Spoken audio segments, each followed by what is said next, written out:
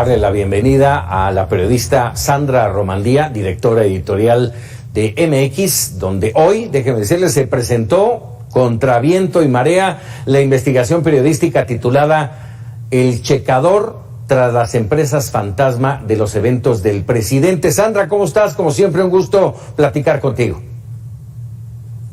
Un gusto, Francisco, un gusto saludarte y un gusto, por supuesto, estar con tu audiencia. Sí, muchas gracias. A ver, platícanos un poco de esta investigación. Lo mencionaba como empresas fantasma de los eventos del presidente, pero no nada más del presidente, de Claudia Sheinbaum, de Ricardo Monreal. ¿Cómo está esta trama que ahora ustedes ponen como investigación?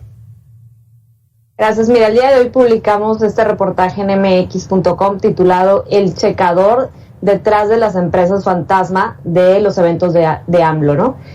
Como bien dices, es un entramado. La historia se cuenta, digamos, en 3 pasos. Número 1, hay una serie de domicilios en la colonia obrera en la Ciudad de México, desde donde detectamos que se están registrando domicilios fiscales, direcciones fiscales, de personas físicas y de empresas que están recibiendo contratos millonarios del gobierno de Andrés Manuel López Obrador y también de Claudia Sheinbaum para algunos de sus eventos, entre ellos, por ejemplo, el Grito de Independencia y otros más. ¿Qué es lo que encontramos?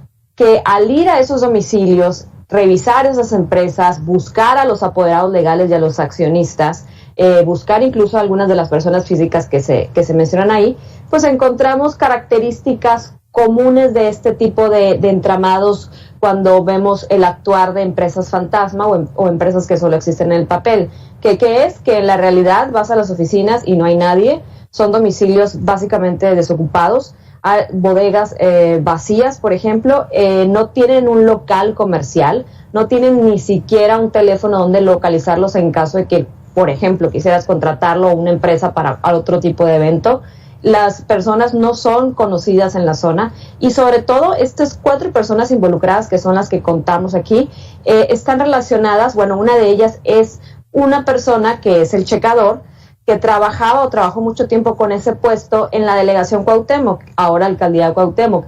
Recordamos que este puesto de checadores son estas personas que ven cuando los trabajadores entran y pasa la tarjetita y esto, y ha tenido otros cargos. ¿Qué otros perfiles encontramos? Que bueno, estas personas en este entramado de empresas que están recibiendo los contratos millonarios, a pesar de no tener ni empleados registrados, ni infraestructura, ni oficinas, ni ningún tipo de contacto comercial, pues son empleados realmente, uno de la delegación, otro ha sido empleado de un estacionamiento con el salario mínimo.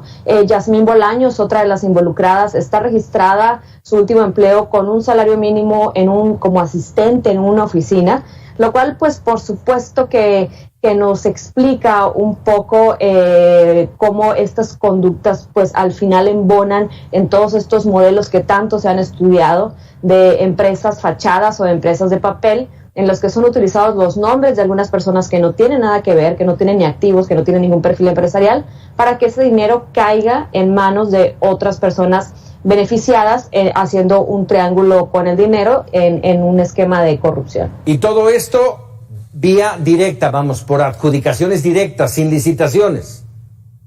Sí, es otra de las características comunes en este tipo de casos que se presenta también aquí. Los contratos no fueron entregados ni por concurso ni licitación, la mayoría de ellos fueron por adjudicaciones directas, son casi 40 millones de pesos en contrataciones por parte de Claudia Sheinbaum, de la presidencia, del Instituto para Devolverle al Pueblo lo Robado, y también de Ricardo Monreal, que hay que recordar que bueno, fue delegado de Cuauhtémoc.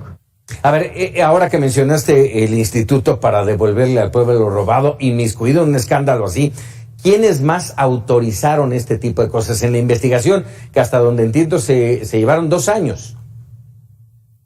Sí, en esta investigación empezó a partir del año pasado, cuando se dieron los contratos más fuertes, y llamó muchísimo la atención que una persona desconocida, que por más que quisimos reportear y averiguar, no era conocida ni en cámaras empresariales, ni estaba registrada en ningún tipo de institución o organización que para este tipo de empresas que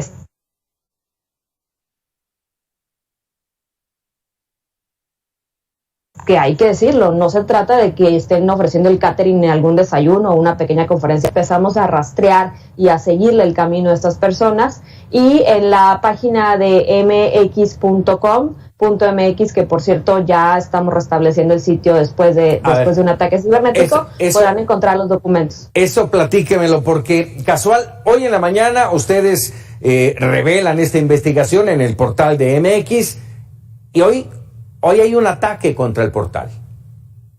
Efectivamente, Paco, nosotros publicamos el reportaje a las 6:30 de la mañana, este reportaje en coautoría con mi compañero Santiago Alamilla, y alrededor de las 12:01 de la tarde empezaron los primeros problemas, empezaron los usuarios a decir que no podían acceder a la página, y cuando menos nos dimos cuenta, el sitio de MX estaba absolutamente vacío, borrado, por así decir. Fue un ataque directo. Lo que nos dicen los especialistas y técnicos es que no se trató de una sobresaturación del servidor o una falla del servidor o algún otro problema por exceso de tráfico, por ejemplo, que a veces ocurre. No, fue un ataque directo en el que intentaron robarnos nuestra base de datos, desaparecer todo el archivo de años de esta página de periodismo de investigación, y que gracias a candados y protocolos que tenemos, pues pudimos respaldar este archivo, y a poco hemos ido regularizando la página. Pero incluso recibimos un mensaje que, digamos, solo los que se dedican a este tipo de cosas tan especializadas pueden entender, en el que se quedó claro que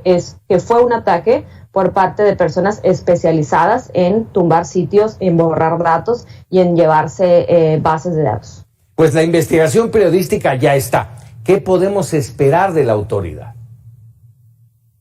Buena pregunta. Yo creo que desde la trinchera de los ciudadanos y por supuesto de los periodistas y los que hacemos periodismo de investigación, que se investigue este caso. Por supuesto, como tú dices, es algo pues muy contradictorio que esté involucrado el instituto para devolverle al pueblo lo robado, pero sobre todo en un discurso gubernamental, Paco, que ha brillado por presumir que no iba a haber esquemas de corrupción. Entonces, no hemos tenido una respuesta oficial.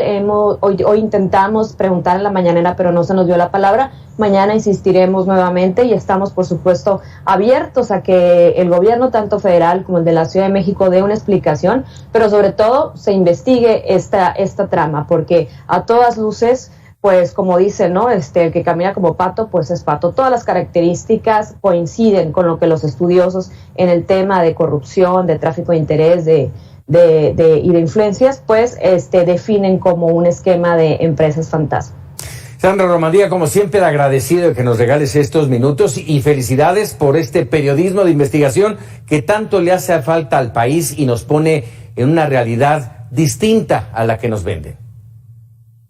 Muchas gracias, Paco. Un gusto estar contigo y con tu auditorio. Muchas gracias, Sandra Romandía. Y yo le diría el checador de la Cuauhtémoc, no se lo pierda. Vamos con otros temas.